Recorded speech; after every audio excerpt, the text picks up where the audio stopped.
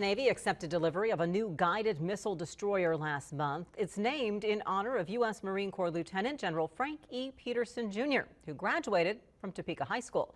13's Danielle Martin spoke with the Petersen family about what the honor means. Melissa, Petersen is the first Topeka native to become the namesake of a U.S. Navy ship. I spoke with his family about his legacy lives on. The USS Frank E. Petersen Jr. DDG-121 will soon set sail. Black Knights of DDG-121 is your captain. The ship is ours. Total ownership begins now. The destroyer is named for United States Marine Corps Lieutenant General Frank E. Petersen Jr. Growing up in Topeka, Kansas, would lay in bed and listen to the airplanes flying overhead, and he could identify the maker and the model of the airplane that was flying overhead. He was a kid who always wanted to fly.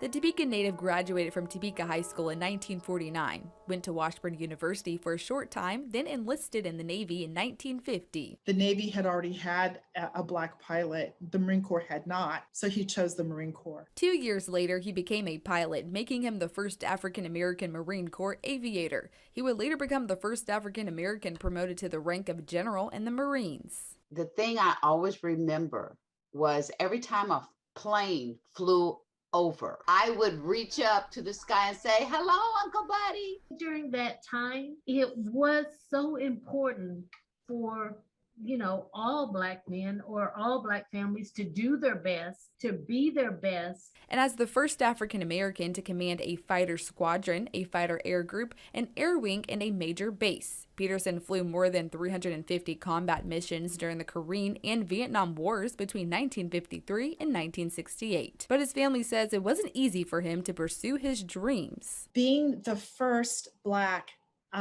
in the 1960s to do anything carried a lot.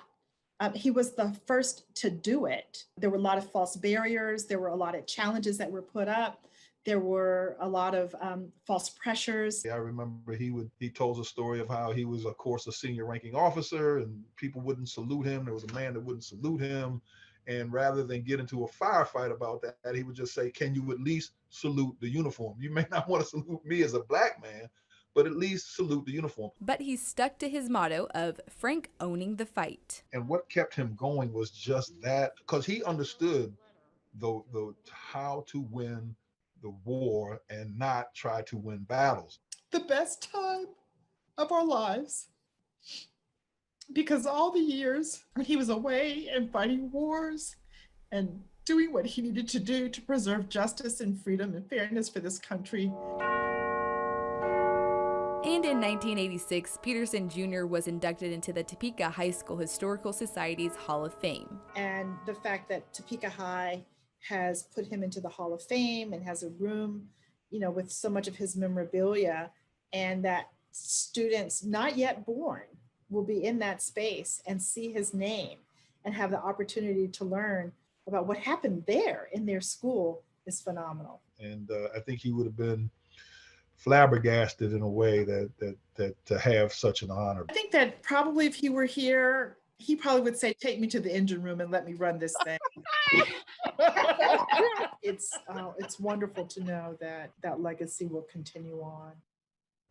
The destroyer will be commissioned in Charleston, South Carolina in spring, then sailed to Hawaii where it will be based. Petersen passed away in 2015. He also wrote a book about his career. It's titled Into the Tiger's Jaw. Danielle, and to the family, thank you. Wow, what an amazing military career for General Frank Petersen. After